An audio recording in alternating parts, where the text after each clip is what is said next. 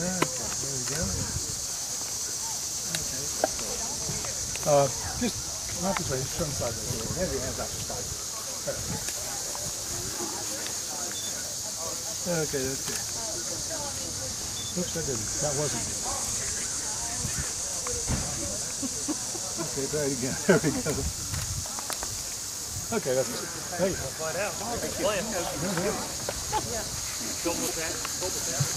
What, Barry, do you have the ampersand strips out at your place?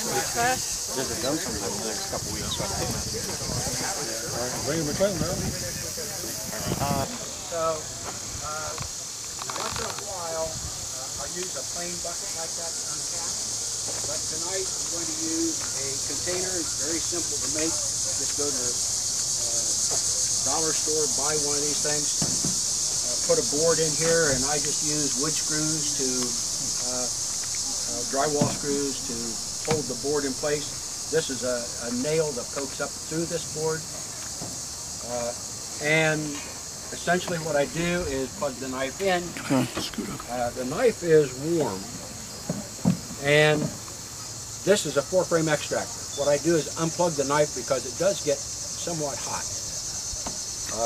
And honey on a hot knife will caramelize, turn brown. And so the object is not to get too much brown on this. I use a dairy scrubber, which is like stainless steel coil that you just scrub the knife with. It cleans it up really nice. But I set the frame on this and I can swivel the frame around. You notice? If you set it on the edge and you try to do it, it's kind of hard to control the frame. But essentially, this is typical of a hive that has 10 frames in it. The honey does not extend out over the bar, which makes it a little bit of a challenge to extract. If you run,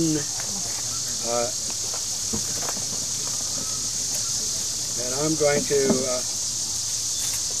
kind of put the heel in here just a little bit to... God, that smells good.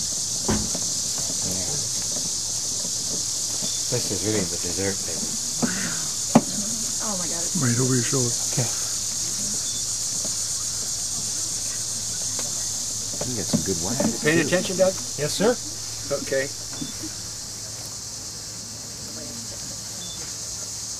Usually old brood combs are a little bit more difficult to uncap than new fresh honey. Why don't you go from the top down? Because I like to have the cappings fall down over my knife. Yeah.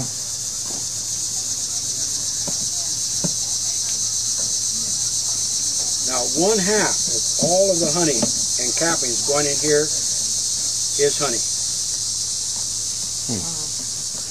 So your cappings are valuable to you too. So you'll filter those out?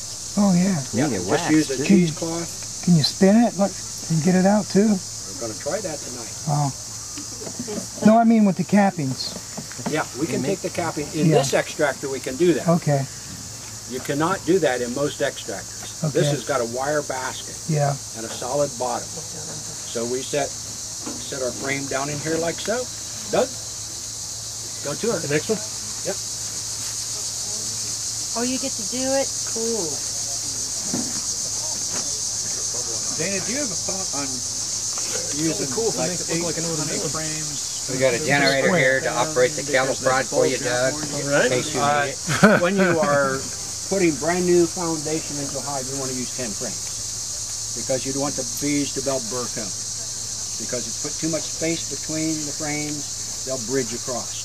So once you get your 10 frames drawn out, then you can take 2 out and run 8 and actually get as much honey, and it's easier to extract. Good advice, thanks, sir. Oh, it smells so good. You mean move to an Because the 8-frame box? Or? It will extend out over the wood frame. Even if it's okay if you have 10 frames in the bottom and then 8 on the top? Yes. It doesn't matter, they don't have to be lined up? Whatever you're going to extract.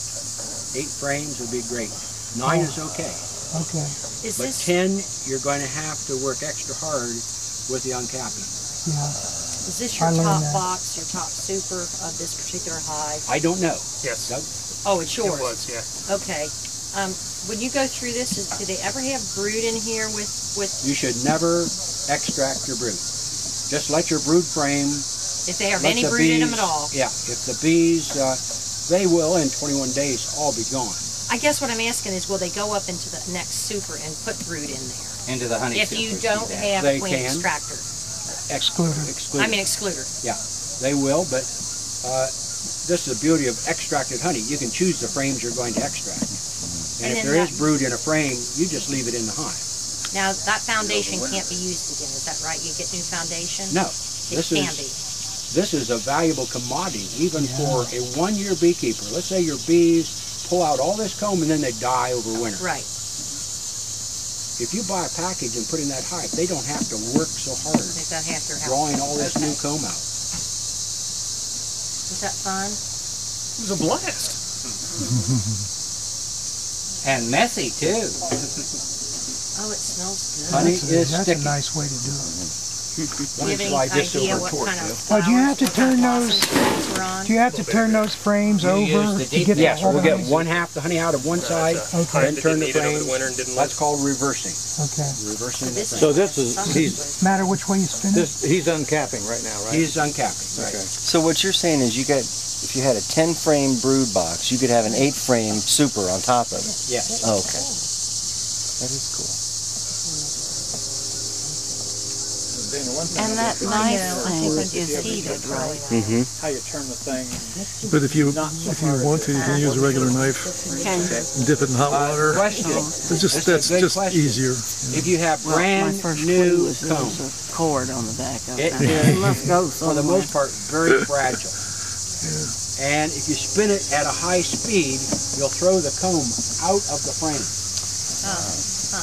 Okay? Even if you have wires in there, you'll throw the comb out. So you've got to run your extractor longer and slower. Okay. Okay? You might even have to flip the frames a couple of times, right? In this extractor, yes. And that's a new comb, or is that always? Yes, that's new comb. It's usually a very light comb. You'll see some dark comb in here where brood has evidently at one time been. And whenever there is brood in comb, it strengthens the comb basically because the larvae, when they pupate, have a cocoon that fills some of the wax comb and makes it stronger. Oh, and that's not cleaned out? It gets embedded in the wax, doesn't it? Yeah, the larval or the pupa has a cocoon. Like most insects will have a cocoon. The honeybee also has a cocoon, but it is brown. And what you see on brood comb is a brown capping over top. That's not wax. That's part of the cocoon. Oh, it's like that all the way around the inside of the cell. Yes. And some people will say, well, you should probably replace your comb every 10 years or so. Because what happens is that larval skin absorbs whatever chemicals and so forth that come in contact with your hive. And so it becomes a sink, absorbs various chemicals. And whenever they do a test, for example, of what's in your hive, they say they can find 56 or more chemicals in your hive. That's where it's at. In the comb. It's not in new comb, it's in the brood comb. Am I making it look easy? Well, I don't know. It looks like it's tougher than you might imagine, even with a hot knife. I'm having to work You at it. find it to be a good idea if you put it. Once he finishes this frame, we're going to pull the cord so this knife doesn't sit there and burn and caramelize the honey that's on it. By that time, Doug needs a break. You want to try? Do you put a I would like date or to a try number it. on your frames to know how What old year it you- is? That's a good idea. Yeah. Yeah, I have done that, It looks really but good. not religiously. Okay. I'm only a second-year beekeeper, so I'm. Some people will Trying brand to do their frames. Uh, So if somebody steals your stuff, Yeah. you can quickly identify what is yours.